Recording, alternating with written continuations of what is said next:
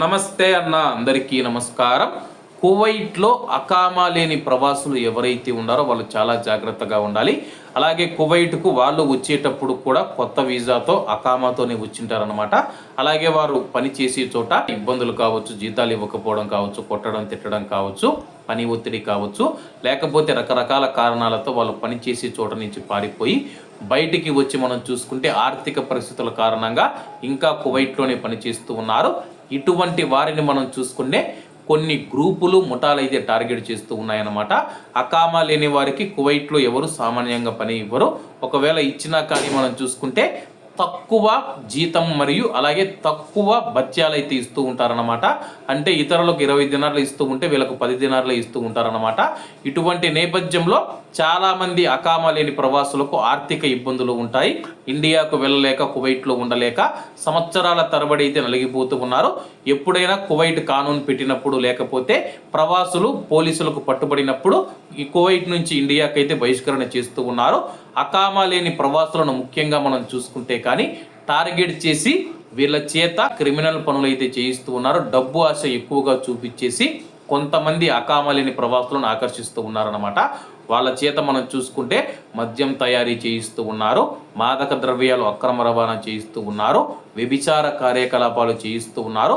కువైట్లో ప్రతి క్రిమినల్ కేసులో మనం చూసుకుంటే అకామా లేని ప్రవాసులను ఉపయోగించుకుంటూ ఉన్నారు. కాబట్టి కువైట్లో ఉన్న మన భారతీయులు అకామా లేని వారు ఎవరైతే ఉన్నారో ఏదైనా మీకు ఇబ్బంది ఉంటే కానీ ఇండియాకు వచ్చి ఏదైనా పని చేసుకుని బతకండి అన్న. దయచేసి డబ్బు ఎక్కువగా ఇస్తూ ఉన్నారని చెప్పేసి చెడు మార్గాలలో ఎవరు ప్రయాణించవద్దని కోరుకుంటూ, అలాగే అకామా లేని వారికి కువైట్లో అనేక ఇబ్బందులు ఉన్నాయన్నమాట. వాళ్ళకు ఆరోగ్యం బాగా లేకపోతే హాస్పిటల్కి వెళ్ళి చూపించుకోలేరు. అలాగే ఏదైనా సమస్య వచ్చినా కానీ పోలీస్ స్టేషన్కి వెళ్ళి కంప్లైంట్ ఇవ్వలేరు.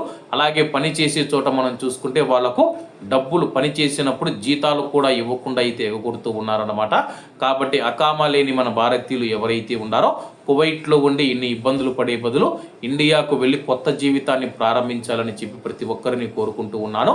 మీ యొక్క ఆర్థిక ఇబ్బందులు, మీ యొక్క కష్టాలను, సమస్యలను ఆసరాగా తీసుకొని మిమ్మల్ని ఉపయోగించుకుంటూ చాలా క్రైమ్ కేసులలో, క్రిమినల్ కేసులలో, క్రిమినల్ పనులలో మిమ్మల్ని వాడుకుంటూ ఉన్నారు.